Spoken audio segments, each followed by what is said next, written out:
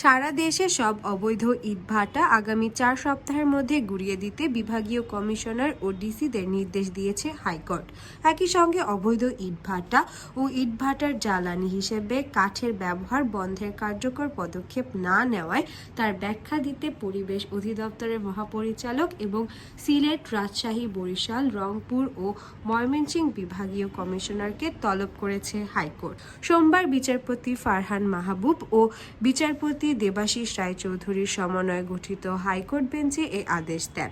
আদালতে রিটের পক্ষে ছিলেন অ্যাডভোকেট মনজিদ মোর্শেদ, রাষ্ট্রপক্ষে ছিলেন অতিরিক্ত অ্যাটর্নি জেনারেল ব্যারিস্টার অনিক আর হক, ডেপুটি অ্যাটর্নি জেনারেল তামিম খান ও আসাদুদ্দিন।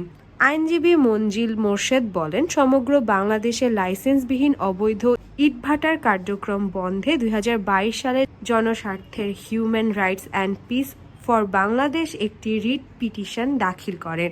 রিট পিটিশন শুনানি শেষে আদালতে 2022 সালের 13 নভেম্বর বিবাদীদের প্রতি রুল জারি করে অবৈধ ইটের ভাটা কার্যক্রম বন্ধের নির্দেশ দেন।